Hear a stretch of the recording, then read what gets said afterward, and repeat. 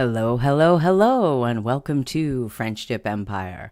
I'm the Empress, and on today's episode, we are doing the second of our weekly Royal Roundups. This is a new feature we are trying out here on the channel, and we hope you enjoy it. So today, we are going to look at news and happenings from the past week involving members of the European royal houses, some of which are the currently existing monarchies, and we have some special appearances by members of past royal and even an imperial, no, two former imperial families. I almost said imperial royal families, and I was going to say that's redundant, but then I thought about the Habsburgs, who are indeed both imperial and royal highnesses, but that's another story for another time. So let's take a look. We're going to be covering British royals, the Danish, the Monegasques. Who else do we have? The Spanish, some old French and Russian royal and imperial personages, some Greeks, and I think a little bit more. So let's get into it. And there is our thumbnail cover girl in triplicate, Princess Charlotte of UK, and she was quite animated at Wimbledon, which just wrapped up after, I think it's a little more than 2 weeks. I think it's just over 2 weeks, but basically 2 weeks of tennis tournaments and a tennis tournament, and royals and celebrities abound at Wimbledon. Many of these celebrities seem to be there just for the photo op, not necessarily seeming like they're the greatest tennis fans. But anyway, the same may be true of some of the royals who attended. And let's take a look at this first article from Town & Country. They have the best photos of royals at Wimbledon from 2025. And let's take a look. So this was yesterday, because today, as I am speaking, it is the 14th of July, 2025. So this was yesterday, the final day of Wimbledon, and not all of the Waleses were there. I still want to call them the Cambridges. I still have not quite gotten used to calling King Charles king. I still instinctively think of him and speak of him often as Prince Charles, but no, indeed, he is the king, and the new Prince of Wales, of course, being William.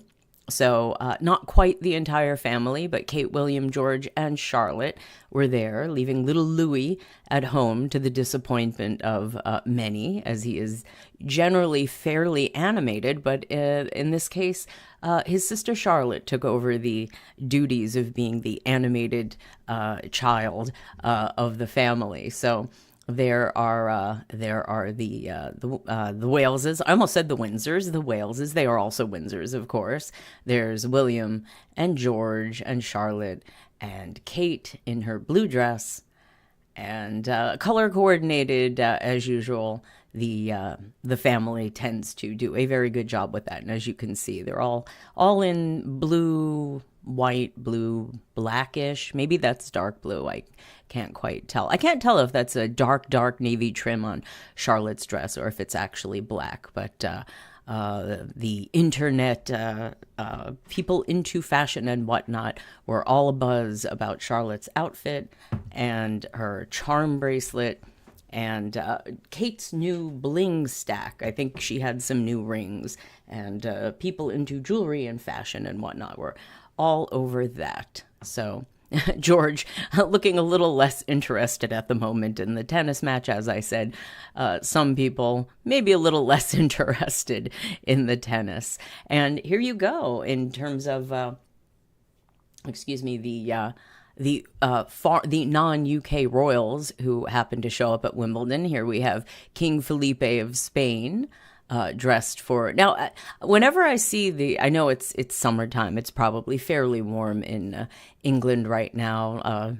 Possibly not the hottest. It's not the hottest country on earth, but summertime does get warm. And I do enjoy seeing the gents in their summer suits. Whenever I see the men wearing the dark blazers, I always think, but it's summer. Wear your summer suit. I was actually somewhat surprised that Tom Ford showed up next. I believe he was with Anna Wintour, and he was wearing his sort of standard black suit, black tie, white shirt. And I thought, Tom, come on, it's summer. Dress for summer. But he dressed for Tom Ford. So continuing, here's Lady Amelia Windsor, who I believe was there on more than one day. There's another photo of her. We covered some of the Wimbledon Royals appearances last week because it was the first week of Wimbledon had concluded, and she was there, and here she is back for week 2. Wearing her little, it almost looks like a little nightie, quite frankly. It's cute, but it looks a little like a nightie, perhaps. And Lady Amelia Windsor, if you can't place her in the extended British royal family, since obviously she does not have a title or style, a royal title or style.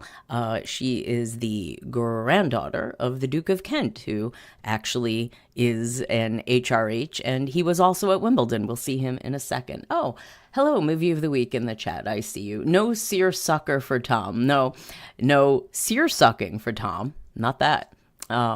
But yes, he's definitely one of the more stylish men out there. So I was excited to see him do something specifically summery. But no, he went with the sort of, I guess it's a little bit of a Tom Ford uniform, perhaps. Anyway, so continuing, there's Lady Amelia with her Pimm's cup. And some more Windsors. There's Lord Frederick Windsor and his wife. Well, his wife, Sophie Winkleman, the actress. If you watched, what was she on?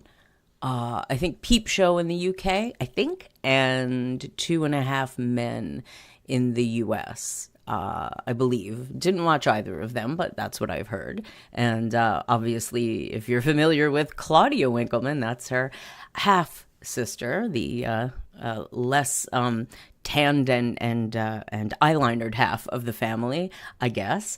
And so there's Freddie and Sophie taking in the tennis, and of course Lord Frederick Windsor, the nephew of the aforementioned Duke of Kent and the son of Prince and Princess Michael of Kent. Of course, the princess is not really named Michael. That's her title, much as Lady Frederick Windsor here takes the name of her husband in her title. Kind of like saying your Mrs., your husband's name, Mrs. John Smith. A bit of an anachronism, perhaps, but it generally keeps the married-in common types separate from the actual royals, who get to generally keep. Well, it depends. It depends on what country you're in, but. Anyway, you wouldn't call her Lady Sophie Windsor, but anyway, Sophie Lady Frederick Windsor, there they are. And it looks like Freddie has a haircut, because we saw him earlier. I think he might actually enjoy the tennis, because he was there last week as well. And then there is Kate at the women's finals on the day before, wearing a cream suit. Okay, it's okay. A little bland, but whatever. And okay, we have more descendants of the Kents. That's the Duke of Kent's daughter, Lady Helen Taylor, and her daughter, Lady Eloise. Or no, not lady. What are they saying? I read it without thinking. Eloise is not a lady. I mean, a lady with a lowercase L, surely, but with a capital L, no, she has no title. Her mother does, because, well, she was allowed to have one because her father was the Duke, but Lady Helen Taylor's husband is a commoner, and her children do not have titles, but they do get to go to Wimbledon and sit next to the royals. And check out the googly eyes on Lady Helen's bag there. And there they are again, and those are really tragic glasses on Eloise there, but otherwise, I like her dress. I don't care for the glasses, but that's okay. And continuing, now here is the Duchess of Gloucester, again, a married-in, a Danish lady who married, then I believe it was Prince Richard of Gloucester, and then he became the Duke after his father passed along. And the Dukes of Kent and Gloucester are cousins. We could go into it, long family tree discussion, but they are cousins to the king. Let's put it that way. And I like her dress. The Duchess of Gloucester, the Duke and Duchess of Gloucester, they always do their duty. They're fairly quiet in terms of royals, but they get the job done and don't cause any real fuss. There hasn't really been any scandal that I can think of from their corner of the British royal family. Unlike there's been some Kent scandals, a gossip, and other obviously the main side, the Yorks have had their troubles, continuing a little bit even into today. But anyway, back to Wimbledon. And here we have Princess Michael of Kent, a very controversial member of the British royal family, actually named Marie Christine, not Michael, but there you go. And we have the Earl of Snowdon, Princess Margaret's son, of course, the late Princess Margaret, the only sibling of the late Queen Elizabeth II, and therefore he is a first cousin, unlike the other cousins of the king, who have a more distant relationship, distantly related relationship, not speaking of their private relationships, but he is a first cousin of the king. And his sister was there, actually, with her husband. We'll see them in a second. And here we go again. There's Lord Freddie and Sophie, looking lovely and color coordinated in their blue and white. And then, it's the Queen. It's Camilla on the right here with her sister Annabelle Elliot, enjoying and there she is again. There's Camilla. And there they are again. There's Camilla. Oh, her dress looks nice. I might have chosen some different shoes, but they're okay. They're okay. And then there's Peter Phillips, that's Princess Anne's son, with his long-term girlfriend, Harriet Sperling. The press was enjoying talking about how serious their relationship has gotten, and that Harriet appears to be accepted as his partner in the British royal family, has been introduced to members of the royal family and been at some of these bigger events. And there they are. I don't care for her dress. Too big, too wrinkly. His pants. Well, we can't help the creasing, but there's something off about is it me? The jacket looked too long or something? And then the crinkly pants, and then the shoes, which I don't know. I don't think it goes, but that's me. But I'm not a man, so maybe that's okay. And there she is again. Her hair looks really good. And as it says, it's her second time sitting in the royal box. So are wedding bells on their way for Peter Phillips, who's been divorced from his former wife and the mother of his two daughters for, I don't know, it's been, I guess about 3 years or so. I'm forgetting the actual date that he divorced his wife, Autumn, the former Autumn Phillips. Well, I don't know. Maybe she's still using the surname. But anyway, now, well, there we go. That's Princess Margaret's daughter on the left there, Lady Sarah Chatto, the sister of the Earl of Snowdon, and her husband, Daniel, who's an actor, or he was. I don't know if he still performs, but he was, and she's an artist. Artistry runs in that family. Her father was a photographer, and her brother is a furniture designer.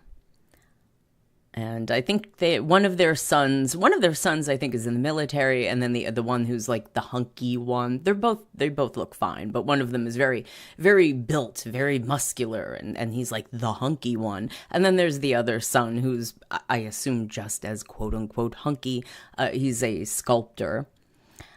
So again, artistry running in the family. And there, Lady Sarah says hello to Jodie Foster at Wimbledon. Is she Is she a tennis fan? I have no idea, but she's getting papped at Wimbledon. And there's Lord Freddie again. I think he actually enjoys the tennis, it seems. And so here we have Sophie, the Duchess of Edinburgh, and the Duchess of Gloucester again. And she is the honorary president of the Lawn Tennis Association. So very appropriate that she would be there. And we actually have another... Yeah, you can't see Sophie's dress. She's wearing a blazer and a dress. But here we go. Here's... I'm going over to this French blog, and there's Danish King Frederick, who also attended Wimbledon with the Duchess of Edinburgh. Well, I don't know that they attended together, but they were there together and chatting and whatnot. So more non-UK royals at Wimbledon. And there he is again. There's King Frederick taking in the tournament. And the Middletons, it's Carol and Mike, the parents of Kate, the Princess of Wales. And I think Michael looks great. I did not care for Carol's dress. As you can see, it's too baggy. It's too wrinkly, shapeless. It just doesn't look good. I don't know if she was having like maybe a bad health day. You know, sometimes we all have those days when we would just prefer to be more comfortable, perhaps, than fashionable. But I think maybe we can find a middle ground between comfort and, well, whatever that is. Whatever that is. So, continuing. Well, there are the Duchesses again, Edinburgh and Gloucester. And here, if you look very closely, wait, that's Mary Berry, isn't it? Over here, with the white hair and the bluish, blue and white. I don't know if that's a dress or a blazer. It looks like Mary Berry from Great British Bake Off, but I can't tell.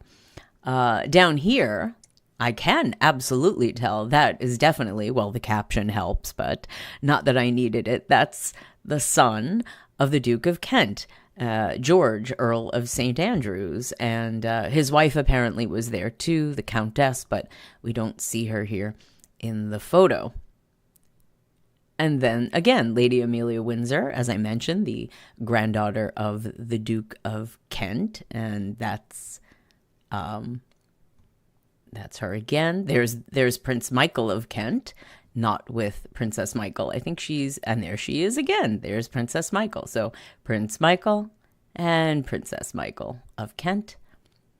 And another member of the Gloucester branch of the British royal family, that's Lady Rose Gilman, the daughter of the Duke and Duchess of Gloucester, and perhaps you can see the family resemblance.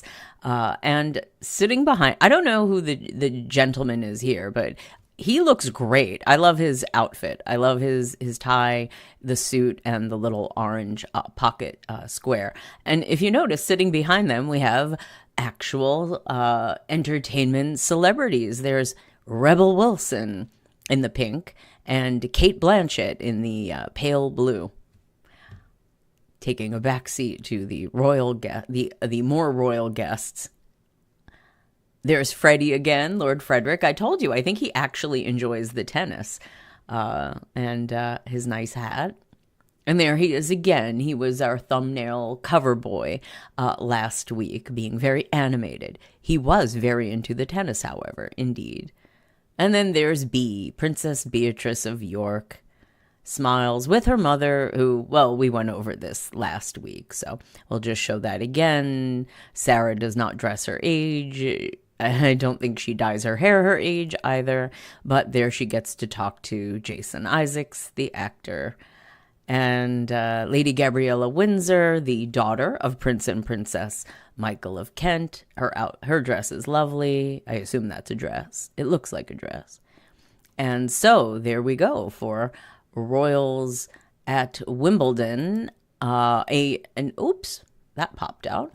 A royal adjacent personage who also attended was Pippa Middleton Matthews. Of course, Kate's sister. She was generally, fairly stylish at events. I have to say I was let down by this outfit. The dress is meh, whatever, it's fine, it's okay. Not loving the jacket and really not loving the shoes.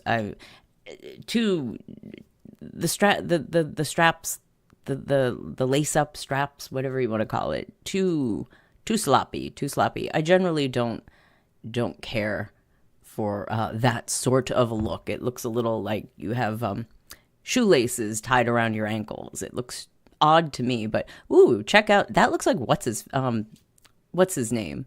I don't know if that is, but it looks like, oh, that actor. I can't remember his name, but I like his outfit. I like the color.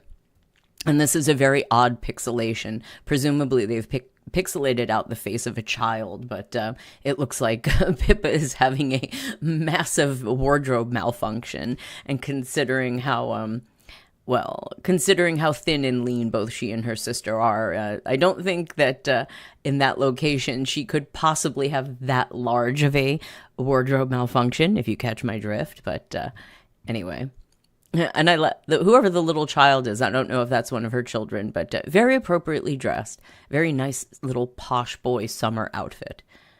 And okay, more random pictures of the Middletons. Oh, this was Pippa and Charlotte and Kate last year at Wimbledon. I don't mind this dress, but it's odd. It makes her look a little. The print I love, but it looks a little school marmy, maybe with the sort of capelet type thing up at the top here. Although I love Kate's dress. I love the purple, and it goes with her little.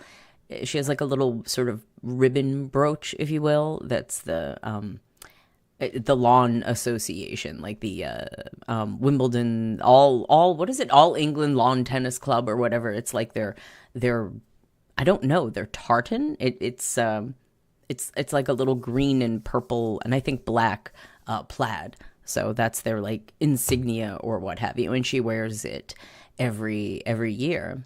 And there, of course, is Pippa and her husband, James Matthews, whose family is fabulously wealthy, and we wouldn't expect any less from the marrying Middletons, would we not?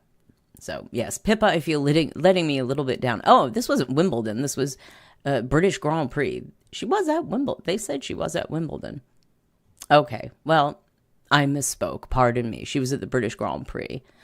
Oh, yes, and speaking of Grand Prix, we're going to see one of the Grand Prix drivers at Monaco in just a little bit. So, moving forward, still in the land of the UK, there was the French state visit with President Macron and his wife, and so this was an opportunity for the Brits to bring out the bling and the outfits. So let's take a look.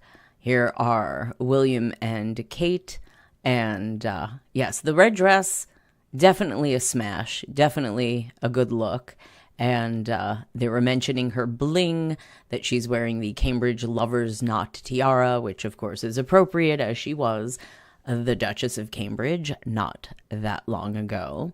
Oh, and is that a teeny tiny little brooch that she has, little sapphire diamond thing that pinning her the sash onto her dress? It looks like it. And there they are again. She's very color coordinated with the room. And here we have Camilla in green and Kate wearing a very well, it looks nice, it's tailored, but gosh, is it bland. And I wonder if she chose the bland color specifically to kind of be in the background and let Camilla with the bright green take the forefront of attention. And to her credit, Madame Macron, her dress looks nice. I mean, she's French. I expect her to dress well, but, well, I'm thinking back to my my high school French teacher, and she was not exactly, a page out of the fashion, out of Vogue or anything, but I assume that Madame Macron has access to all the best designers and all the best stylists that she could get. I like her hair too. I do think it's a wig, but it does look nice. And there they are again. And here we are. There they are. They look nice. Now, okay, I may I may be a little mad here. I mean, crazy. Camilla's face looks slightly different to me. I do like her hat though. That's cool. But something about her nose area. I don't know if she's had some. Now, I know this sounds insane.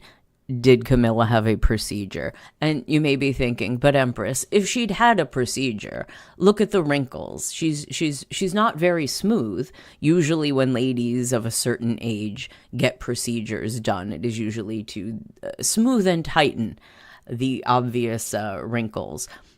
At her age, I really never thought that Camilla would care. But I do feel that something about her nose looks different. And I noticed this in a different set of photographs, but I'm looking at this photograph now. And again, something looks different about her nose, and I can't quite put my finger on it. If anyone else, do you agree? Do you see this? Do you think Camilla looks different? Now, here's King Charles and Emmanuel Macron in the carriage. And now, again, look closely. Camilla's nose just looks slightly different to me. I'm not sure what's going on there. Her profile looks different. Is it makeup? Is it styling? Is it the hair? I don't know. I don't want to say Camilla's had a nose job. That seems bizarre, unless it were for a medical issue. I can't imagine why at this stage in the game she would be having a rhinoplasty, and I don't know that she has. I'm not trying to put that out there like it's a rumor or gossip or conspiracy theory, but I don't know what I'm seeing. Maybe my eyes need to be checked. Maybe it's me. Okay, and there they are again. This is William with the Macrons. It looks back here like she's just slapped him on the plane again and is cussing him out as he walks away. And William's like, Emmanuel, are you okay? Movie of the week in the chat says, it kind of looks like the end of it got shaved down, but yeah, can't imagine her getting a nose job. No, it's utterly bizarre that a woman of her age and position, she doesn't need it, and she seems to have eschewed all sorts of cosmetic fripperies of more, I don't know, vain and superficial people, I suppose. This is the lady that essentially had the same hairdo for 50 years, I believe. She doesn't seem terribly concerned with, having to prettify herself, but I don't know. And then there's Kate again in that very, to me, kind of bland beige taupe, whatever you want to call that. Although, well-tailored, the hat's cute. It's cute. Little girlish, but cute. And yeah, Madame Macron's dress looks great, though. And again, I think her hair is a wig, but it looks nice. And then there was this. King Charles's worrying bloodshot eye. Look at his scary eye. His crazy, scary, bloody eye. And there was another article. Let me bounce over to here. Where they said, oh, look at his eye. And they said, it's perfectly fine. It's fine. Even though he's an elderly man and he's been suffering from cancer I don't think they ever explained what he was suffering cancer from, or like what part of the body or where. But yeah, he has a bloody eye. And the article, I'm not going to read it because it just it's a lot of blah, blah. And then it basically says, well, you can break blood vessels in your eye by sneezing or coughing too hard. Ouch. I've done a lot of sneezing and coughing in my life. I don't think I've ever ended up with a complete bloody eye, a completely bloodshot eye. But, an elderly man is more fragile, I suppose. So moving on a little bit more, some more photographs. And here we have the Gloucesters again with the Macrons. These are the Duke and Duchess. You remember the Duchess from Wimbledon. Well, there she is in her dress and tiara, and her husband, the Duke, again, doing their duty. There's Madame Macron. And again, she looks nice, perfectly fine. It looks maybe like this is black, a little funereal, I would say, for a celebratory occasion, but she looks good. This is the Lord, let me get it right, the Lord Mayor of the City of London. And then that's his wife over here. Not loving the dress. And then there's little teeny tiny Emmanuel Macron, this small little man in his nice little suit, his little outfit, his tux with tails. He looks cute. He's the little pocket president. I like everyone with their outfits, their ermine-lined capes and robes and well, I don't know what fur that would be, but I love the anachronisms. I would hate for the monarchies and the nations that have actually been around long enough to have this sort of finery. I would hate for them to give it up. I know it looks a little bit silly and definitely anachronistic, but I love pomp. I love circumstance. I love it together. I love it all. I love white tie and tails, and I love tiaras. So black tie events are always fun. I'm glad everyone got all gussied up. And there you go. There's Macron toasting with the Duchess. And you could get a little bit better view of her jewels. It looks like she's wearing pink gems in here with her. I don't know if those are amethysts, possibly, with her diamonds and the lovely diamond tiara. So looking great. The Gloucesters, more of the British royals, the sort of semi-retired or retired British royals that have stepped up in the absence of having, well, the Sussexes. And there's Camilla with Novak Djokovic and more of the Macrons. See, look at her. Got a little bit of a nose jobby look to the nose. I'm really not clear what that's all about. Okay. William and Kate. Oh, they're getting a little frisky. There's Kate showing off Big Blue, the engagement ring. And yes, her personal assistant is leaving. Why? Is it scandalous? Has she quit because she's had too much? Well, look, she's carrying all those bags. She got tired of carrying all that royal baggage, I guess. But no, she's just starting her own private company. So I imagine working for the royals is a good launching pad for starting your own company. And probably the pay better in private consultancy than working for the royals. I hear working for the royals is not good money compensation, but the perks are great. And more of the Waleses with the Macrons. And there is the king giving his speech, and he's all gussied up for the occasion. And the Waleses again. And we covered that a little bit. That's Danish story. But there's more. Okay, more from the French state dinner. So next to the Duchess of... Oh, no. Okay.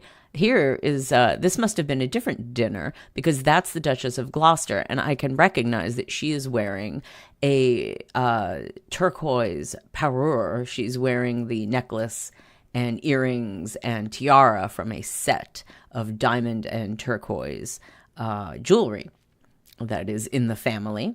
And then celebrity guests at the, not that I care that much about the celebrities, but David Furnish and Elton John, I don't know. I wouldn't be too excited about these two showing up if I were at the state banquet.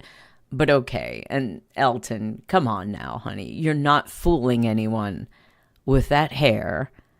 David is younger than you, and he's at least doing the sort of salt and pepper, aging slightly more gracefully. I don't think Elton understands the concept of aging gracefully, but whatever. Let's put it this way.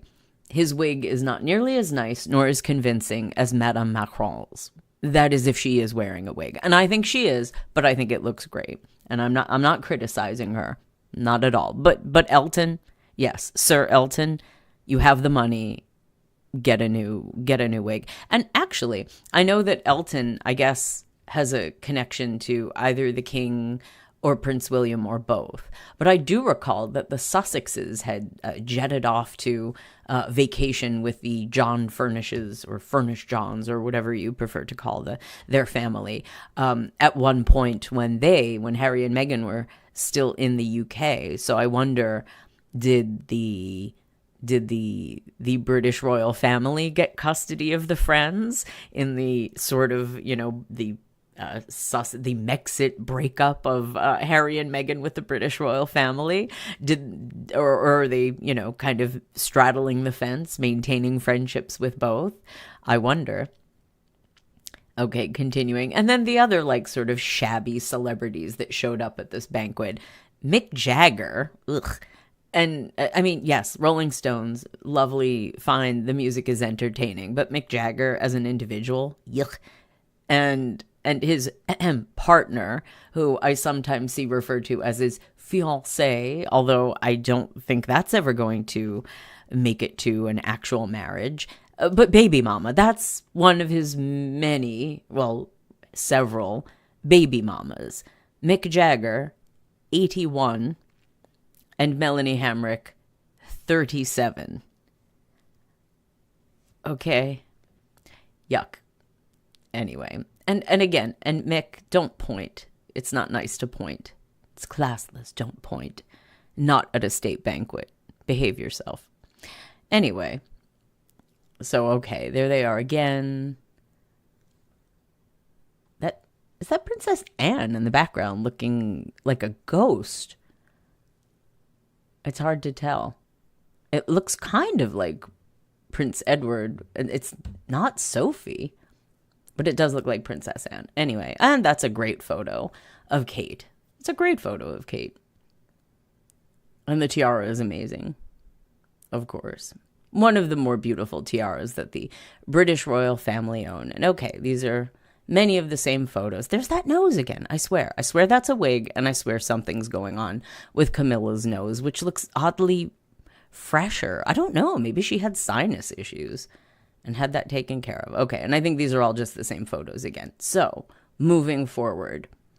Now, let's go to Monaco. Oh, but before we go to Monaco, we've been here over half an hour, so this is a great time to remind you that you are listening to French Dip Empire. I am the Empress, and I would love it if you could take a moment and hit the like button, go ahead and subscribe, and if you're listening to us live, leave a comment in the chat, and if you're catching this on the replay, leave a comment under the video.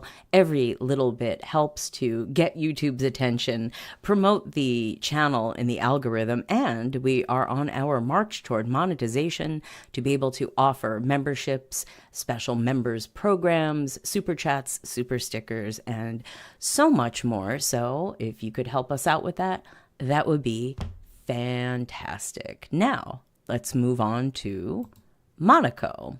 And there's a lot that's been going on in Monaco this past year. They are celebrating, let's see, I think it's Albert's, I can't remember, how long has he been on the throne? It's Albert's 20th, and the 20th anniversary of him succeeding his father, Prince Rainier, as the Prince of Monaco, the sovereign reigning Prince of Monaco.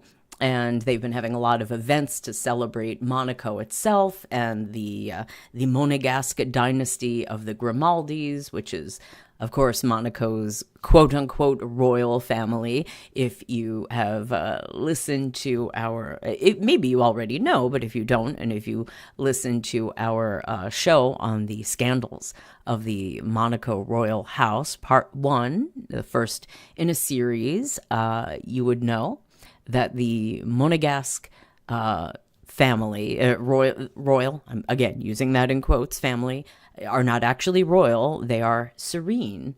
They are serene highnesses, with the exception of Albert's older sister Caroline, who is a royal highness, but only because she married a royal prince. She is by birth a serene highness, but her current husband, the third husband, who is a German prince of Hanover, is a royal highness. So at the moment, even though they are well and long estranged, Caroline is still a royal highness. And as a matter of fact, we are going to take a look at another member of the Hanoverian royal house, the no longer in power, the defunct royal house of Hanover in Germany, a little bit later.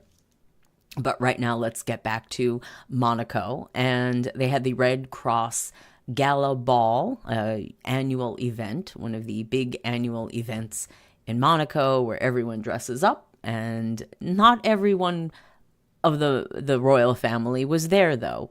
So we got Princess Charlene, who looks very lovely with her flowers, and we have Albert with the Monegasque colors. The colors of the Monaco flag are red and white. So he has his red jacket and his his white jacket and his red bow tie, which kind of makes him look a little bit like a fancy waiter. And there's younger Albert, which was that's 20 years ago. So here's the passage of time. There's Albert in 2005 and Albert in 2025, looking, much the same. Little lighter, little grayer, I mean. And here, let me make this larger. So you can see the outfits a little bit better.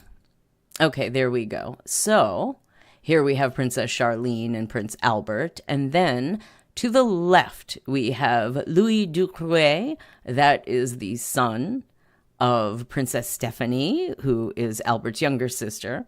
That's Louis's wife, Marie. And that on the right is Camille Gottlieb. That is Princess Stephanie's younger daughter and Louis's half sister. They have the same mother, but different fathers. And yes, when we do more episodes in our series of the scandals of the Monaco royal family, I hope that I can contain all of Princess Stephanie's very tabloid-worthy life into one episode. That might even have to be split into two, considering all of her adventures and escapades. Mostly romantic, but there's, some other stuff in there. And then, just apparently some celebrities, these are not, here we go. That's Camille Gottlieb, which they say it's a dress inspired by her grandmother, Princess Grace. I'm not sure what the specific inspiration was, but the dress is pretty. And, there's a Grand Prix driver. There's Louis Leclerc and his girlfriend. Charles Leclerc, pardon me.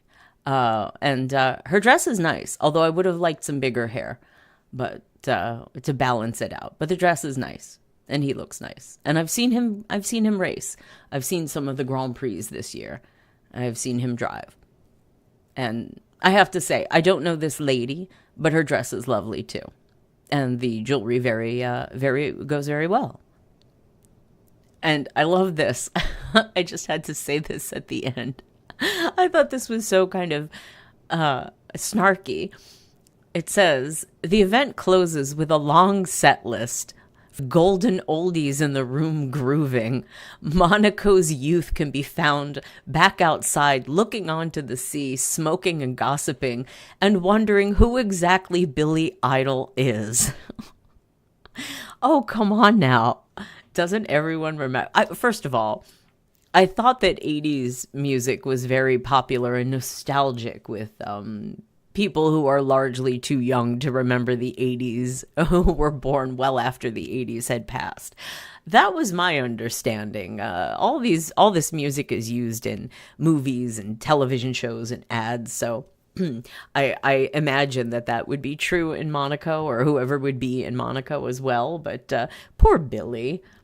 Movie of the week in the chat. I was laughing at Billy Idol. Yes, Billy Idol. The last thing I heard about Billy Idol was last week he was in the news because he came out and said, "Oh, I found I had a child I never knew about." And then he claimed he was talking about how many women that he had spicy intimate relations, as we call it here on French Dip Empire. How many ladies he had possibly provided children to. I didn't think it was something to brag about, but he's Billy Idol, and well, I guess that's his gig. So they were wondering who Billy Idol is. Well, he might be your father. Do a DNA test or get on 23andMe if you really need to know. Well, anyway, and also a long set list from Billy Idol. I mean, okay, his hits were pretty good, but I don't think I can think of that many of them. There's a good handful, solid handful of hit songs, but I didn't realize that you could have a long set list. Maybe he was doing covers. What do you think? You could only play White Wedding so many times. Okay, so let's continue with Monaco. So a couple more pictures from the Red Cross ball. There you go. There's Charlene. She made a speech, and there she still looks a little sketchy. Like she's still looking a little sad, a little like she'd like an exit strategy there. Like, oh, maybe I could leave out that way. Out that way. But the necklace is nice and the dress is okay. Poor Charlene. Who knows what she's gotten herself into? Well, we know a little bit as we've been covering the scandals. And there they are, maybe not happily married couple, but they are married. And, okay, we mentioned Louis Ducrouet. He was there at the ball. I'll scroll back up to show. There's Louis with his wife, Marie. And so this is interesting. I'm actually going to read a little bit of this because I found this semi-fascinating. Louis Ducrouet reunites the Grimaldis and Napoleons. Renier admired the emperor. An exhibition organized by Princess Stephanie's son traces the crossroads of both dynasties. So as you can see in the back, it says Monaco et les Napoléons. And I like how they have the S in parentheses because there's, the Napoleon the first, that I think everyone thinks of when they think of Napoleon Bonaparte. But there were, I guess technically 3 Napoleons. I guess sometimes people might credit a 4th, but I guess we'll go technically with 3 Napoleons in France. And this guy happens to be one of the he's a Prince Napoleon. We will get to that in a second. We don't see Louis here in the photo, but we have various royals. There are, which we will describe in just a second. I believe that is Princess Jazmin Grace, who's credited with the photo, that being her husband, the Prince Murat. But let's get back to the article. So this says, the Napoleonic era, with its lights and shadows, continues to fascinate many like Louis Ducrouet, who also belongs to another great dynasty whose destiny has been inevitably linked to that imperial era that marked the future of Europe, France, and consequently Monaco as well. The Grimaldis and Napoleons, well, it's more like the Bonapartes, right? No? Have met several times throughout history, as reflected in an exhibition opened at La Roca, do they mean La Roche? By Princess Stephanie's son. This is translated from Spanish, so it may be La Roche, and it's been translated into Spanish, and then the English did not translate it again. By Princess Stephanie's son, surrounded by his uncle Prince Albert, his wife Marie, and the emperor's descendants. And there's another photo. These are the Prince and Princess Napoleon, who got married, I think, just a few years ago. There's Louis Ducrouet. And the Murats over here. And I guess that's Prince Albert, but with his back to the camera. There we go. There's Prince Albert. And, okay, the exhibition, which can be seen at the Grimaldi Forum, is called Monaco and the Napoleons, A Crossroads of Destiny, and reflects a passion for history and the imperial era inherited from his grandfather, Renier of Monaco.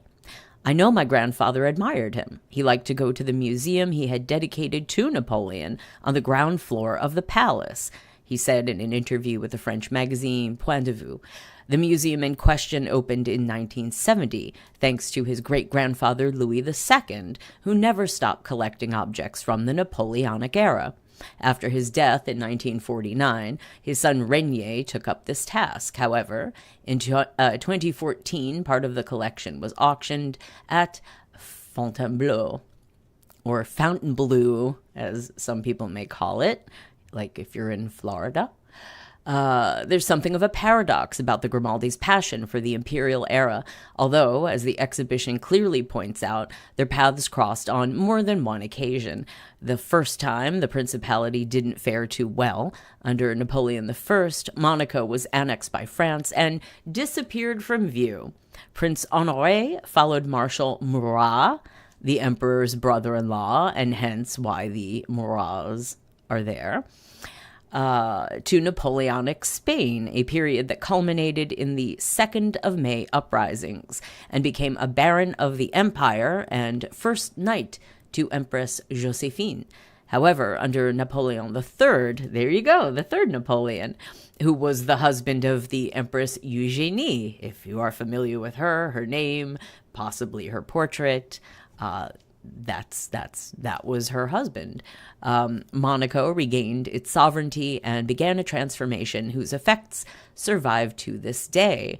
This contrasting relationship between the two dynasties is something that has always intrigued Louis Ducrouet. Like the rest of my family, I feel somewhat indebted to this man, he said in the presence of his descendants. Well, not Louis, Napoleon's, or I guess the Bonapartes in general. Jean-Christophe Napoleon, that's the Prince Napoleon, with his wife Olympia, who was a countess in her own right and a descendant, well, I mean, she's descendant of, I guess, many aristocratic and noble houses, but if I'm remembering correctly, her mother is a Habsburg archduchess. So Jean-Christophe Napoleon and his wife Olympia, that's these two. And I like how they position him right under here, like, hey, can you see the family resemblance? Well, I mean, maybe. Joachim, or however he pronounced Joachim, Murat Bonaparte, and his wife Jazmin, and that's these two over here. So Prince Murat and Prince Napoleon.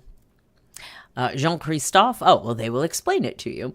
39 is the son of Charles Napoleon and Beatrice of Bourbon to Sicilies. He is also the great-great-grandson of Emperor Bonaparte's brother, Emperor Napoleon's brother, and was for a time one of the most eligible bachelors in the European aristocracy until he married Countess Olympia von zu Arco-Zinneberg in 2019, with whom he had his first child in December 2022. This marriage hides a true historical nod, as she is a 6th-generation great-niece of Marie Louise of Austria, the second wife of the iconic emperor, meaning the first Napoleon. Joachim, for his part, is descended from Marshal Joachim Murat, King of Naples between 1808 and 1815, and Governor of Madrid in 1808, who was married to Caroline Bonaparte. He and his wife, who married in October 2022, are the Prince and Princess of Pontecorvo. They were also accompanied by Charles, or Carlo, or Carlos, or whichever one you want to choose, or Charles of Bourbon to Sicilies, uncle of Prince Napoleon, and his wife Camilla. And those were the this couple here. That's Charles, Carlos, and his lovely wife in the turquoise, aqua, whichever color you want to call that. So a grand collection of representatives of imperial, royal, imperial and royal families, aristocratic families. There's a whole lot of royal descendants just in this picture right here. We've got Grimaldi, we've got the Bourbons, we've got the Bonapartes, we've got Murat, Habsburgs representing as well. So I thought that was interesting and definitely an upgrade from another activity by another member of the Grimaldi family. This, I guess, Louis Ducrouet was taking the high road, promoting history and historical connections. Then we have this. Jazmin Grace Grimaldi, the daughter that Albert II had while single, that's a nice way of putting it, returns to Monaco as the image of the principality. The prince's American daughter, oh please, don't drag the United States, don't blame it on being American, is associated with luxury in a rosé wine that bears her name, and whose label features the Monte Carlo Casino, one of the national symbols. Well, one might think when your nation is represented, when one of your national symbols is a casino, this kind of, I will reiterate the saying, the wonderful saying, was it Mom who was quoted as, repeatedly quoted in every article, in every book pretty much that I've ever read about Monaco of any length or depth, that Monaco is the sunny place, a sunny place for shady people. And here we have the daughter of the reigning prince shilling cheap wine out of a food truck, I believe. I don't even know what to say here. I really don't know. This is shockingly tacky. I guess that's all I can say. This is Jazmin Grace. Her mother is an American. Well, I've seen her described as, I think she was described as a flight attendant at the time that the dress is cute though, that she hooked up with Prince Albert in a very fleeting assignation that resulted in Jazmin Grace, and Albert dodged paternity for most of her childhood, and then finally she was accepted. Okay, enough with the cheesecake. As, his daughter, although not a member of the official so-called royal family of Monaco because she is not legitimated. She also has a half-brother who has been, well, again, go back and check out Scandals of the Monaco Royal Family, the part 1 that we did not that long ago, and it covers this. But anyway, I know Princess Grace in her private life was not the classy lady that she appeared to be on the outside, but at least she appeared to be on the outside. And now her granddaughter is shilling cheap wine with her name on it in the principality. I mean, it's kind of shocking. And it looks like, perhaps not literally, but it looks like we've gone from yacht girl to yacht girl within 3 generations here. You know what they say about Grace. Well, anyway. Well, perhaps this is just Albert's way of helping along his daughter that he's gotten in some trouble for financially assisting with his money. Now, you would think it's his money, he can do with it as he pleases, but apparently it was a little bit of a scandal that he was using Monaco's money. I guess they consider it to be Monaco's money, not his personal money, to support his children that are not actually part of his marriage. Secretly supporting them. But we covered that on our Monaco Scandals Part 1 show. So if you want to know more about that, I would recommend checking that out. But I just can't get over this. The wine. The shilling of the wine from a little trailer food truck, whatever that is. I just can't. Okay. So, moving on. Now let's go up to Paris, and this will be a quick one. We have Paris Couture Week, and there were a couple royal and aristocratic people worth mentioning. The Greek royal family, of course, no longer have a throne, but they have gone back into the country, and here is Princess Olympia of Greece, her father, Crown Prince Pavlos, the man who would be king, except there is no throne to sit upon. And I don't think there's really that much support in Greece itself for an actual return of the monarchy. Although, and I don't have an article about this, but I can say that there has been some legal disputes in Greece over the family wishing to use the surname. And as I understand it, they want to use the surname de Grace, like of Greece, but in French. And that this is legally, they legally want to do that. And that this is considered like not good because it would indicate, it's sort of too hard indicates that they are or were royalty. Even though there is precedence that one of the members of the Greek royal family, Prince Michael, sometimes called Michel, he is an author, and he has used the name de Grace of Greece as his surname with no trouble, and I believe legally in Greece he is registered that way. But other members, the former king's family, King Constantine II, the last and late king, her grandfather, Crown Prince Pavlos's father, the family, Constantine's family, has by and large returned to Greece to try to establish some kind of residency, what have you. And so this is now in the courts. And it's my understanding that people are put off by the wanting to be called of Greece. They could use, say, their house name, Glucksburg, as a surname, but they want to be of Greece. So I guess we'll see what happens there. And if they come to a final conclusion, we will let you know. But in the meantime, Olympia is partying it up in Paris, wearing, I guess that's okay. Her hair looks nice with the short cut. And I'm going to have to scroll down through a lot of not royal, not aristocratic people. There's Lauren Sanchez, the new Mrs. Bezos, who looks like she's leaving a very chic funeral. The coffee cup kind of ruins the look, I have to say. But this is a very, very tame look for Mrs. Bezos. Very tame, indeed. Nicole Kidman, look, I don't know what this is. Very odd. Very odd. A lot of odd outfits that are in no way, shape, or that's okay.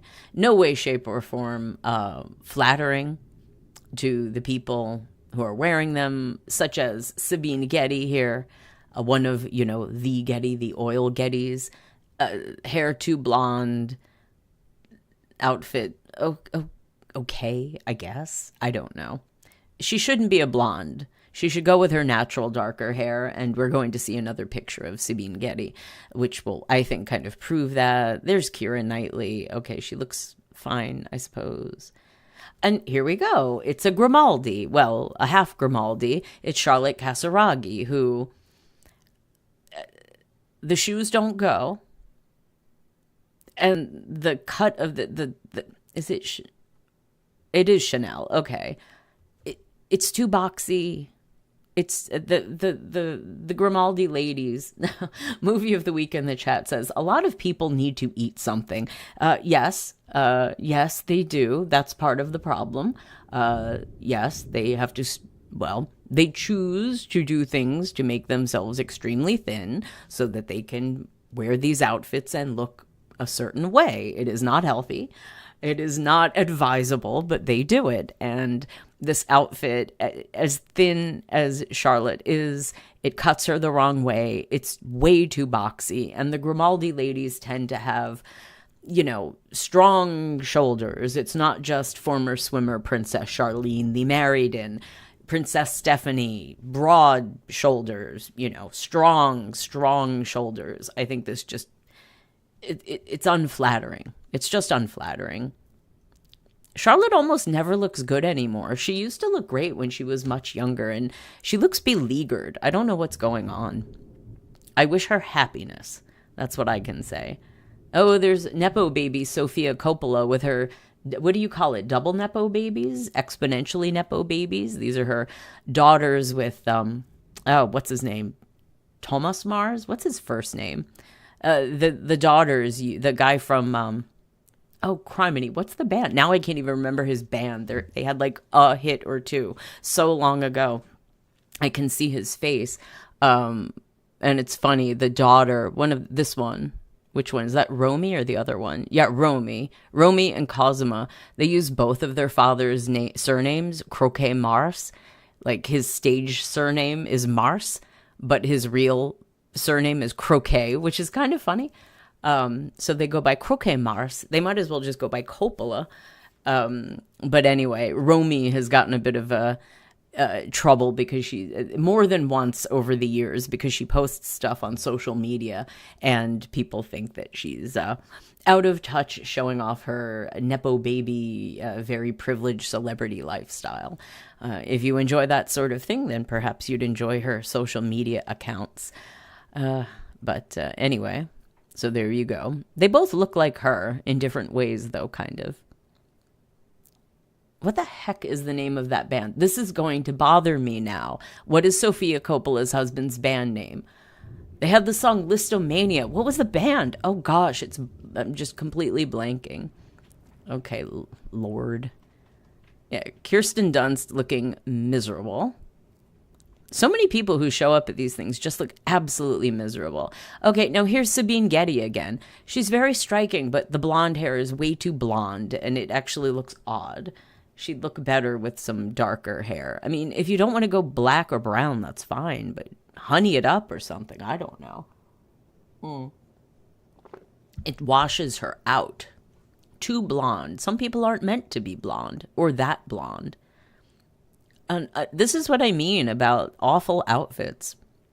And honorable mention, I hope this is the last, yes, this is the last picture. Marisa Berenson, a fascinating individual. I hope I can get this right. She's a real survivor. She was, interesting person if you don't know who she is. Let me see if I can get this right. I may be slightly off on some of this. I'm doing this completely from memory of things from a long, long time ago. Now, her grandmother, I want to say, maybe it's a different relation, was Elsa Schiaparelli, the designer, the fashion designer. Her grandfather, I think I've got this right, was Bernard Berenson, the art historian. I think that's right. Her sister, definitely, was Barry Berenson, who was married to Anthony Perkins, you know, the guy from Psycho. And they had 2 sons, and one of their sons, Oz Perkins, is a director. He makes horror movies. I'm trying to remember if he's the guy who did, what was that movie with Nicolas Cage where he plays the weird long-faced killer? It was like Long Face or something like that. I think he did that movie, but I could be wrong about that.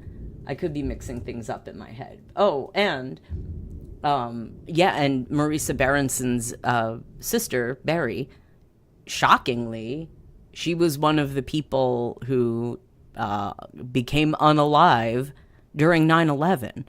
So that's a lot, right? That's a lot of connections, a lot of, long legs. I looked it up while I've been talking. Long Legs, that Nicolas Cage movie from last year.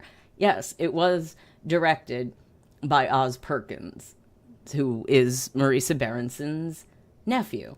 At least I remember. It's always good to know that my memory is intact as I get older and older. It's always nice to know. And yes, Elsa Schiaparelli was her grandmother. Can you tell? I'm looking it up on a different a screen as I'm talking. And what about Bernard Berenson? Was I just completely wrong about that? I might be just completely crazy and wrong. And no. I was wrong about the relationship. However, second cousins once removed from Bernard Berenson, the great art historian. But I was right about Schiaparelli. That was her grandmother. So there you go, a fashion connection. And now we've brought it full circle. And there's Marisa, quite a survivor, quite a person. She was like one of those people who was everywhere in like the 70s and 80s, just with, the beautiful people. Not so much talked about now. So that wraps up our fashion segment, if you will. And we've, not quite, actually. I take it back. Our next story, we're going to go to Germany and talk about a German princess from a defunct house. And there's a little bit of fashion involved in that. But we've been going for just over an hour, so I want to take this moment to say you are listening to French Dip Empire. I am the Empress. Please take a moment to like and subscribe. Leave a comment in the chat if you're listening live, and leave a comment under the video if you are catching it on the replay. We are trying to build up the channel and get YouTube's attention and get monetized so that we can offer memberships, special members only shows, super chats, super stickers, and so much more. Every little bit counts, so we would love it if you could help us out with that. And now we're going to Germany, Hanover, as a matter of fact. And someone you may not have heard of, Princess Eugenia or Eugenia, however she chooses to pronounce it. And she's 23, and she's complaining about her royal title. And if you caught one of our recent shows, we explained that in Germany, titles are not legal. They may explain this in the article, but here she is. Here's Eugenia. Titles are not legal in Germany. However, if one has a title from your family, and of course people use them socially, but you are allowed to put it into your surname. You can use your title as a surname, not with the style, not with the HRH, for example, but you can put your title as your surname. So, for example, this lady, who is Princess Eugenia of Hanover, her German surname legally would be Prinzessin von Hanover, Princess of Hanover in German, and that would be her surname. That's legal. So, but she is indeed, officially an HRH, from an approved marriage. So let's take a look at this article. Princess Eugenia of Hanover has opened up about her royal title, saying it caused her many problems at school. The German royal, 23, said the title means nothing to her, as she detailed the struggles she faced as a result of her high status. Eugenia, who lives in Vienna, Austria, and Austria, I'm pretty sure, has the exact same thing. Titles are not legal, but you can use them in your, I believe you can stick them in as a surname. Continuing, is the daughter of Prince Heinrich of Hanover, 64, who is the brother of Prince Ernst, the current head of the House of Hanover. Remember how I said Princess Caroline of Monaco got her HRH from her marriage? There you go. Prince Ernst is her husband, a colorful gentleman who I cannot wait to profile on French Dip Empire. Continuing, her mother is Princess Tira von Westernhagen. That's a 51. That's slightly true. Her mother is Tira von Westernhagen. That's her maiden name, but she was... I thought she was a countess. Maybe they're not actually titled. I can't remember. But that's her maiden name. Obviously, she's Princess of Hanover, not of Westernhagen. That's her mother's maiden name. Okay, so there she is. The family boasts close ties to the Monegasque royals, as Prince Ernst is married to Princess Caroline of Monaco, as I said. But Eugenia claims her royal status has so far proved to be more of an obstacle than an advantage.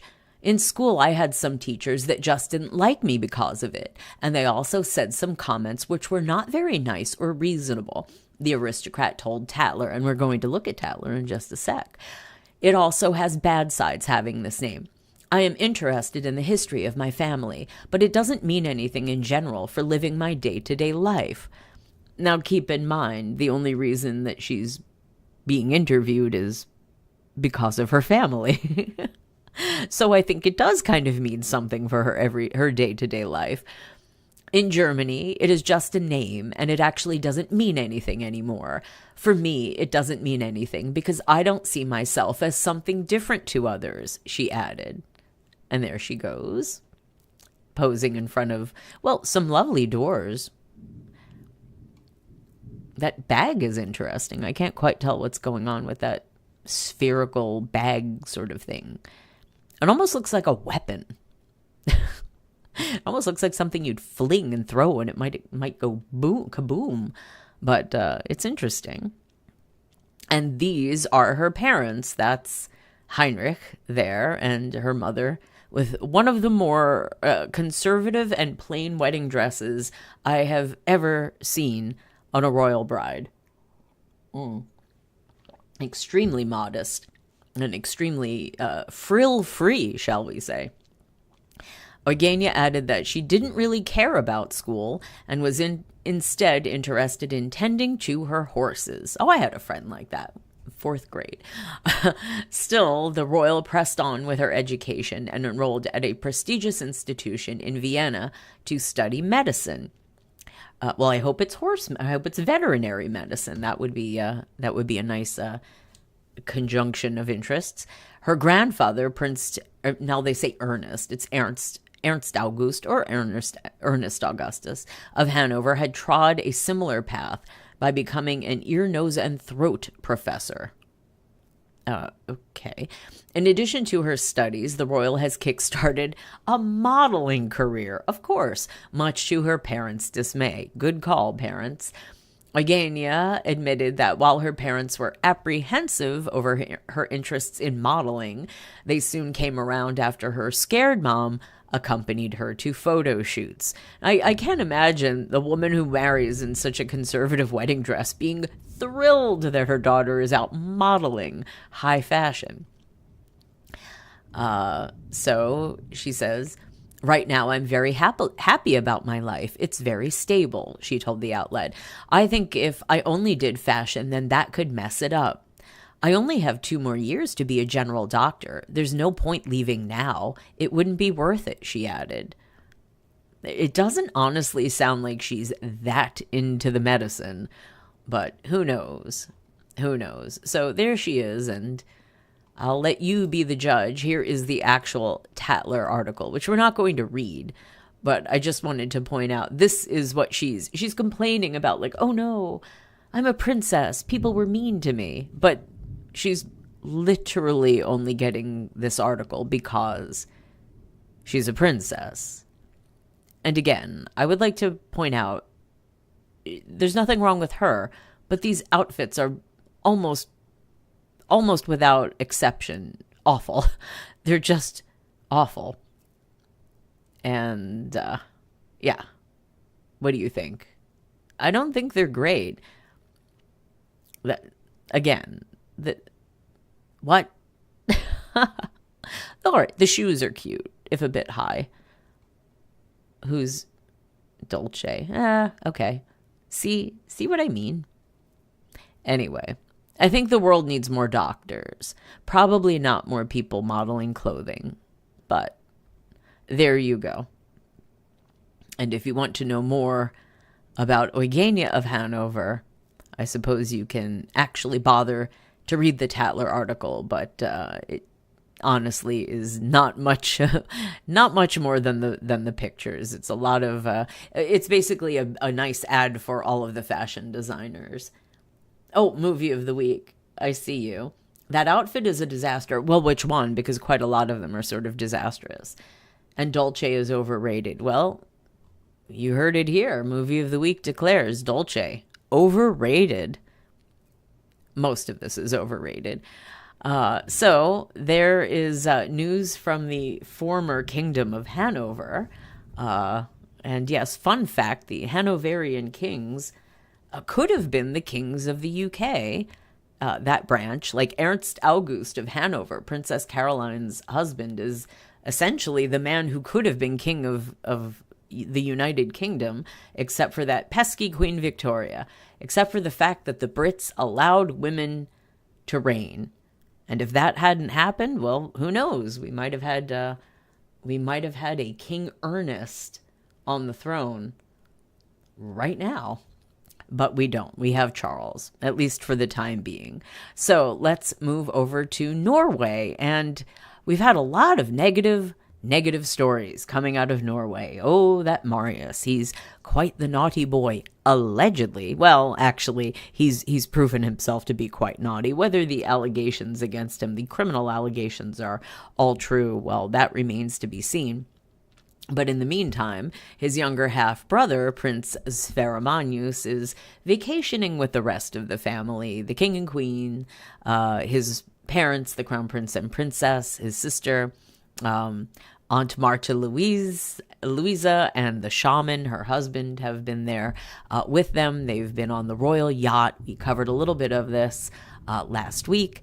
And now there is the news that he has brought his girlfriend on. This is Amelie, let me make sure I get it correctly, Yaver MacLeod.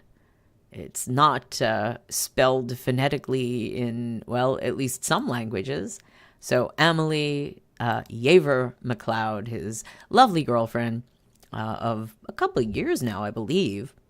She is vacationing. These are older photos, not current from this vacation this summer. But she is on the royal yacht with the royal family. Again, this is older. This is from another. This actually, I think, might be photographs from when Princess Martha Louisa, Crown Prince Haakon's sister, got married to the shaman. And oh boy, we have covered that and many, many, many other topics. Our Scandals of the Norwegian Royal Family series is in the double digits at this point. I can't remember the number, how many exactly we've done. I'm pretty sure it's over a dozen at this point, and you can go back and listen to all of that. And mostly that's tales about Princess Martha Louisa and the shaman, and also the Marius case, the saga of the Marius case, the criminal charges and allegations against Marius Borg Høiby, the son of Crown Princess Mette-Marit, from her, a previous relationship. So I guess, one wonders how serious. The prince is young. I can't imagine that there's wedding bells anytime soon. Oh, look at how they lightly pixelated out the faces of these complete adults. If they're doing that to try to give them privacy because they appear to be security people, that's strange. But they've done such a completely inadequate job of pixelating the faces that you could see exactly what they look like. That is utterly bizarre. Unless somebody just started the job and gave up. I don't know what's going on there. But here's Prince Sverre Magnus and girlfriend Amelie and his mother, Crown Princess Mette-Marit, wearing the traditional Norwegian outfits, which are really cool. I think which event was this? Let's see.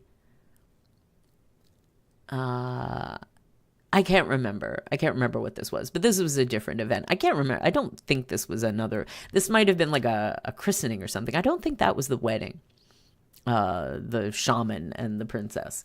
And that's not Prince Sverre. That's Prince Sverre, not with the girlfriend, but with his sister Ingrid. So there's been a little bit of an uptick in, I think, trying to put out positive news about the prince and princess here, Magnus and Ingrid, because to sort of balance out all the negative that has come out about Marius, their older half-brother.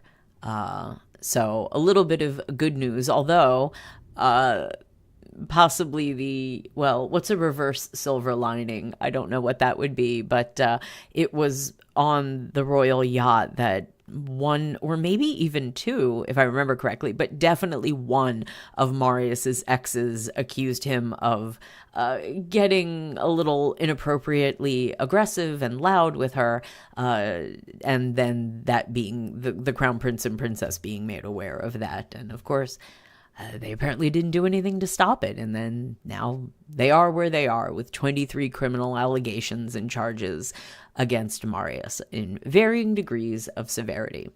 But at least Prince Sverre Magnus seems to be keeping things on an even keel, at least as far as we know. Who knows what will come out in the future, because they managed to keep Marius's troubles under wraps for so long until finally kaboom. So who knows? We can only hope that this part of the family is a little chiller than Marius. Now, moving... Oh, right. That's what I was going to say. This is sort of throwing it out there in case anyone happens to know, because I've definitely researched it. I've done my best to try to answer my own question, and I have not been able to find an answer. So very quickly, we aren't reading this article because it's long and not super relevant, but in the New York Times over, I think this was this past weekend. Was that it? No, it was yesterday. It was last week, Tuesday of last week. The New York Times ran this obituary for Ivor Yaver. Same rather interesting surname, not terribly common. Nobel winner in quantum physics dies at 96. Very impressive. A former D student from Norway. Aha, Norway. And there is the man himself. I read through the obituary. It mentions his children's names, does not mention any relationship to Amelie. But if you notice, the name is spelled the same. I imagine, if I'm not crazy, it even appears that there could be a family resemblance. Do you see it in the eyes, the nose, the smile a little bit? Can you see that? I have not been able to find an actual link. It does not appear that this man is, say, her grandfather, or I guess that would possibly great grandfather could line up, but I have not been able to find any relationship. I imagine that there might be some second, third cousins once removed, something like that. Great uncle, I don't know. If anyone out there can let me know, especially if you have some kind of link. If you have a link, a genealogical, I've seen genealogical sites, I've read, I've looked on Norwegian papers, other obituaries. I cannot find a movie of the week in the chat. You say, yeah, I can see it.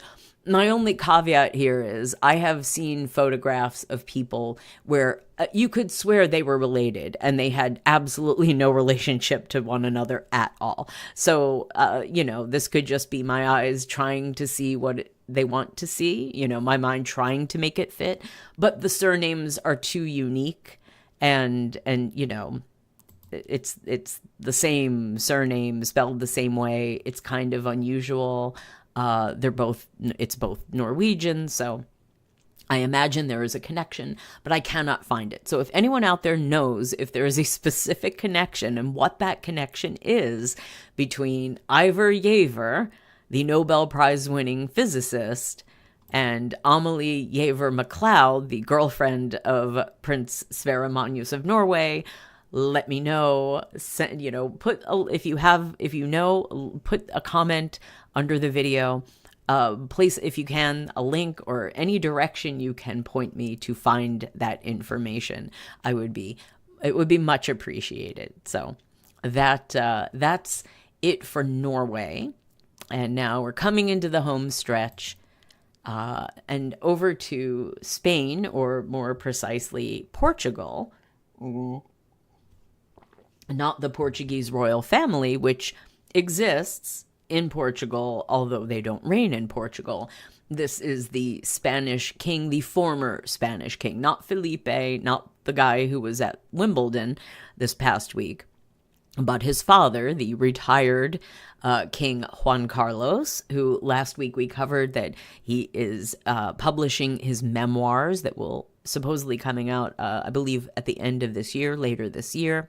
And there has been speculation that the king wants to move from Abu Dhabi, where he has been in a form of exile, to Portugal to be closer to his country and his family and whatnot. And this is seen as possibly a little bit of a sensitive issue, because King Juan Carlos, while he for many decades was, I guess, somewhat revered in the country. I can't speak for the Spanish people, but it's my understanding that he was at least fairly appreciated as a kind of leader in Spain, but not without his peccadillos, his personal foibles, his infidelities were, I think, very well known forever and ever in the country. But while that, I suppose, could have been tolerated, the financial corruption was something that could not. And so the king not only abdicated in favor of his son Felipe, but he left the country and again has been living in Abu Dhabi, but that's a bit farther away. And as Juan Carlos, he is in ill health, he is elderly, and so he is apparently constructing a house in Portugal, just, over the border from Spain. So Juan Carlos in Portugal to personally oversee the construction of the new house, the so-called Operation Cascais. I believe that's how you pronounce that. I'm not very good with Portuguese. I apologize. Felipe IV's father will move to our country, because this is coming from a Portuguese website, at the end of July. So that's later this month. And there is King Juan Carlos. Okay, at 87, King Emeritus Juan Carlos I. Again, it's one of those little things that bugs me. You can't really have a first if you don't have a second. So there's no need for the first. You can just say King Juan Carlos. It's fine. You can leave it at that. Is facing a delicate period in his life. His health has visibly deteriorated, and signs of frailty are increasingly evident in his rare public appearances. He walks with difficulty, relying on a cane, and categorically refuses to be seen in a wheelchair. With his mobility reduced and doctors increasingly advising against long air travel, the option of remaining in Abu Dhabi, where he is in exile, has become unfeasible. Portugal thus emerges as the most practical and discreet solution, close to Spain, but far from the intense scrutiny of the Spanish press. Not that far. Not that far. And not that far for any press. Anybody can travel these days. Come on now. After several visits to our country, Juan Carlos decided to settle in Cascais. He chose a luxury mansion overlooking the sea, currently undergoing extensive renovations to accommodate his physical needs. According to El Nacional, ramps, handrails, and wider walkways are being installed to ensure greater accessibility. Despite the limitations, Felipe VI... Oh, now it says the 4th and the 6th. Now I've gotten confused. I can't remember off the top of my head which it is. I think it's the 6th. It's been so long since there's been a King Felipe in Spain. I can't keep the numbers straight. Now, if we had another Alfonso, I would know. Okay, despite the limitations, Felipe VI's father refuses to delegate supervision.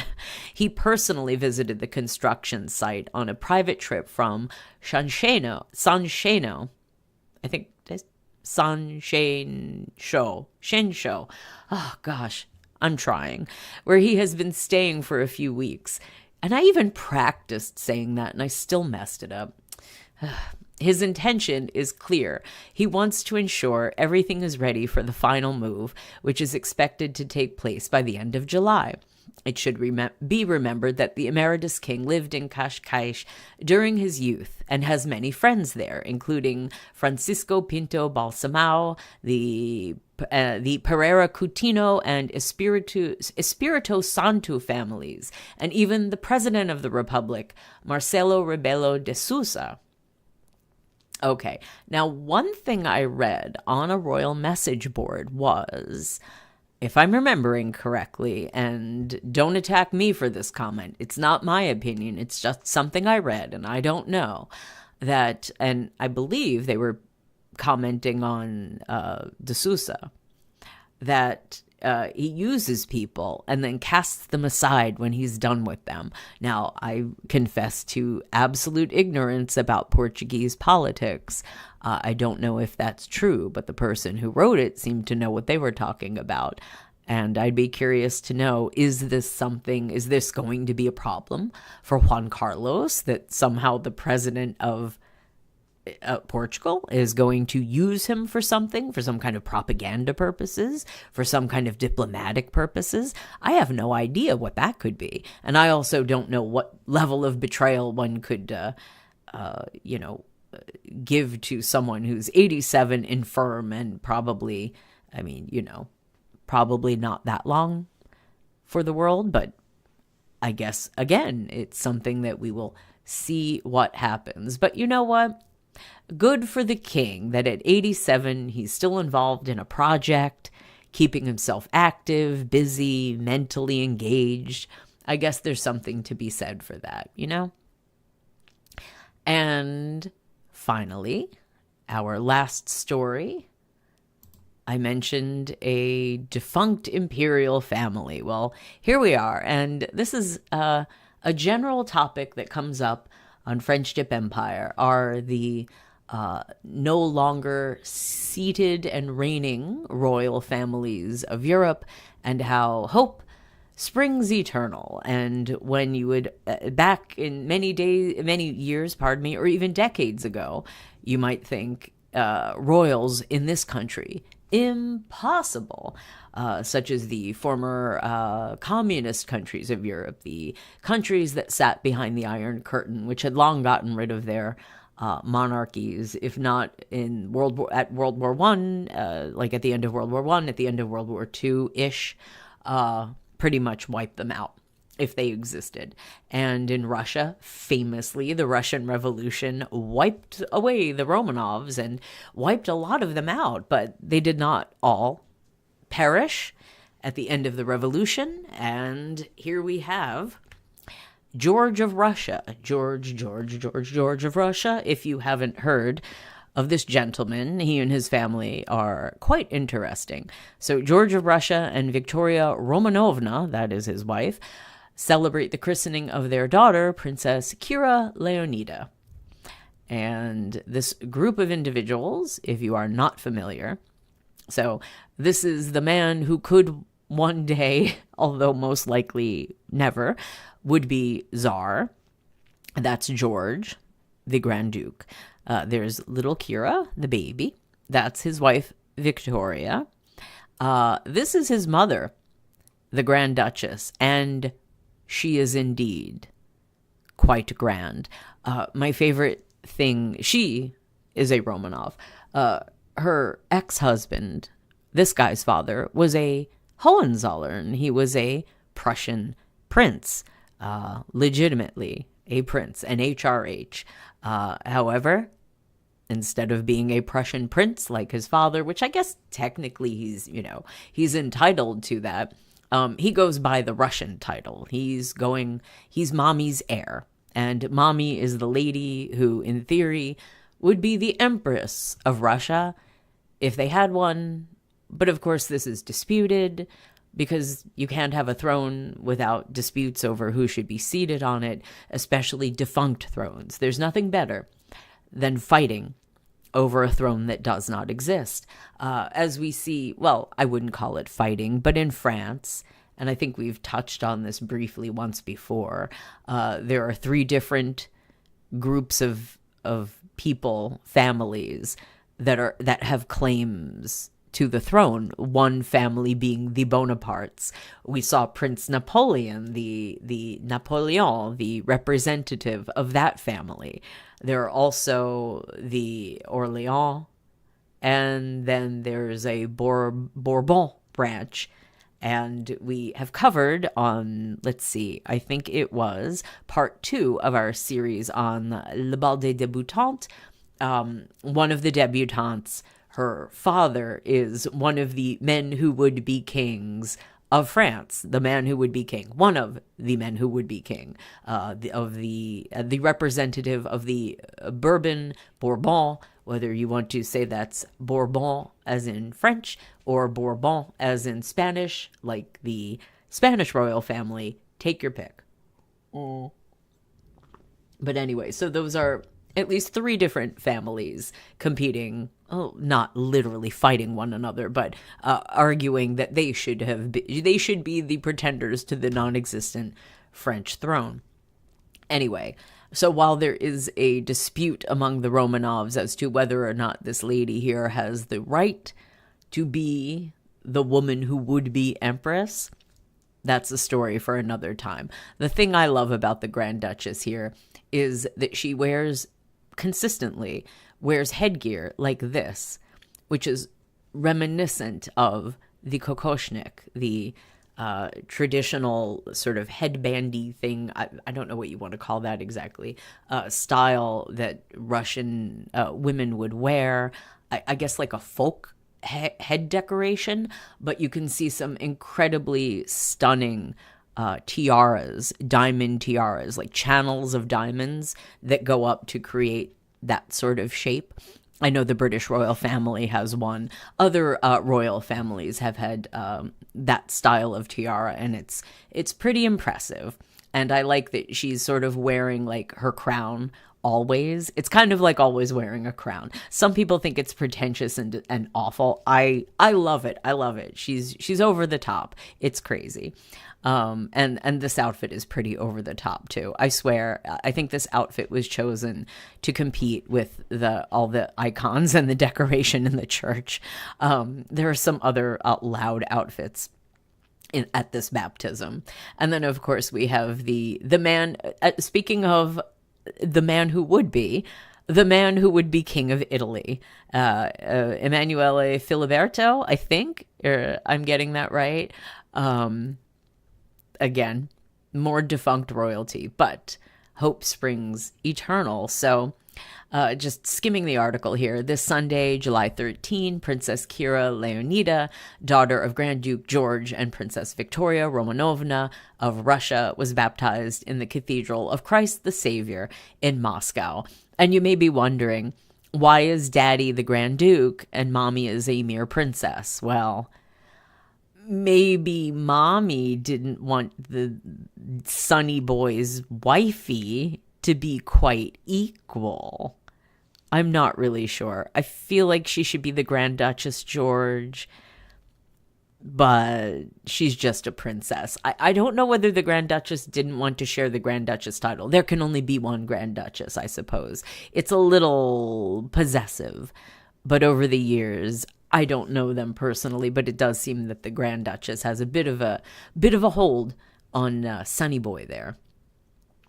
So let's read. For 40 days after her birth, as is tradition, Princess Kira Leonida of Russia received the sacrament of baptism.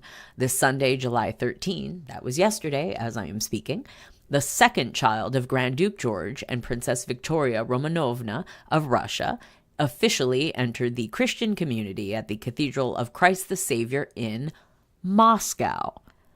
Now imagine a Romanov being baptized in Moscow. There were many, as I said earlier, many years and even decades when this kind of thing would have been unthinkable. But here we are. For this moving ceremony, the princess, born on June 2, was surrounded by her parents, her brother Prince Alexander Romanov, her grandmother, Grand Duchess Maria Vladimirovna, that's the lady, that's her, she's classic, iconic even, and her godparents. So look at that church. And look at those outfits, goodness gracious. So there's little Alexander. Oh boy, he's got some curls on him. And then two of the godparents here, let me check. So we've got Oksana Hoffman-Giri. I'm guessing on that pronunciation. And she's got quite an outfit on there. That's a little odd.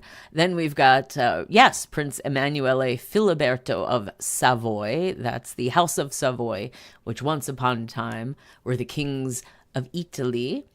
And then we've got Princess Victoria, little baby Princess Kira. There's Grand Duke George, Prince Alexander, Grand Duchess Maria. And then this is Archduke Maximilian of Habsburg. And so godparents, the non-family members being the godparents.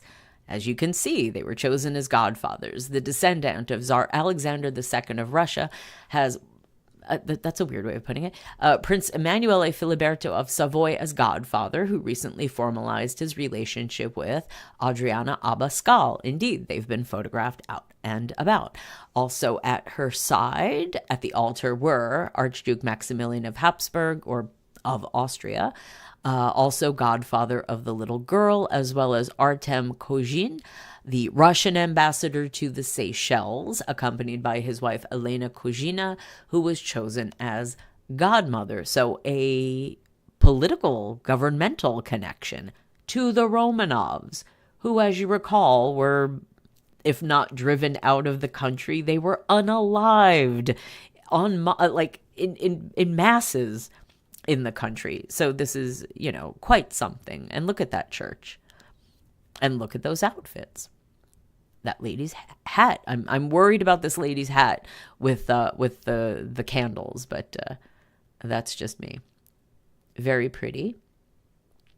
And there's the baby. There's Emanuele Filiberto, Archduke Maximilian, and the Coginas, that being them in the front.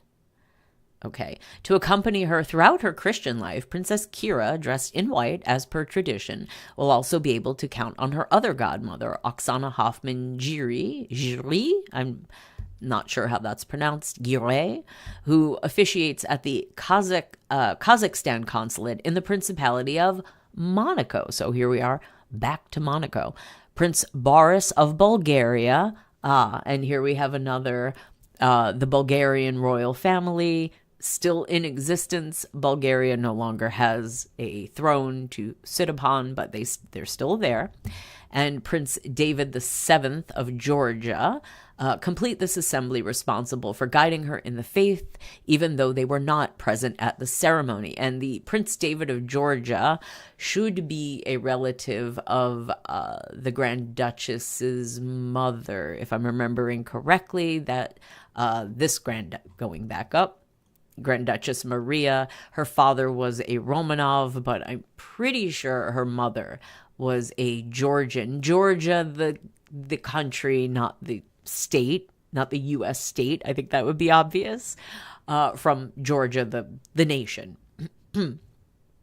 And I see movie of the week in the chat. Orthodox churches are at least interesting with the decos and icons. They are heavily decorated, and at least it gives you something to look at. I think, Catholic churches tend to be the same. They have the statues, they have the paintings. At least it gives you something to look at. Excuse me. But yeah. So here we go. And there's Princess Victoria with all smiles. Oh, look at her little brooch. It looks like a bee, doesn't it? Is that like a bee? What is that? Or maybe it's not. I think I'm seeing things. Interesting, anyway. And there's the baby. You can actually see the baby, and it's not pixelated out. Is that... Okay, here's me paying attention to more things in the background than in the foreground. Is that like a big silver cup to hold matches? It looks like it's full of fireplace matches to light the candles. Is that what that is? I've never attended an Orthodox baptism, so I'm not sure. It looks like a big golden chalice full of fireplace matches. Well, someone has to light the candles somehow. You have to light them somehow. I imagine if they're running around lighting it with like the barbecue lighter, the little barbecue lighter. Anyway, for this special, okay, now they're just talking about what everyone is wearing, and we can see what everyone is wearing. So let's just take a look at the pictures. More beautiful icons. And the Romanovs, there they are again.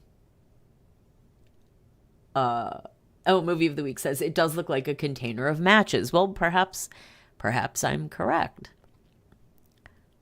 And yeah, they kind of match, mother-in-law and daughter-in-law. There's sort of like a samey thing going on here. I don't care for either of their outfits, but I love the kokoshnik headdress. Okay. And that's pretty much it. So there we go. And on a bit of happy news, a baptism, a baby, a new life. So that's an happy way of ending our Royal Roundup for this week. And I thank you for joining us. I hope you've enjoyed listening and watching as much as I have enjoyed presenting this information to you. This is French Dip Empire. I am the Empress, and on your way out, hit the like button, go ahead and subscribe, leave a comment, whether positive or negative. I will take any feedback you have to offer, and I appreciate it. I would also appreciate it if you would come back, check us out. We are going to be doing more shows. We are planning some new things, some shorts, and some documentary videos that will be coming up, hopefully beginning later this week. So we have much more adding to our series. If you check out our playlists, you can see the different series that we've been working on, and we have more to come, and even more topics, newer topics. And if anything comes up, anything exciting comes up, we will be going live to cover that. If there's any like imminently breaking news, if something really big happens, we will be here to cover it. So thank you for joining me. I hope you have a good day. See you next time. Bye-bye.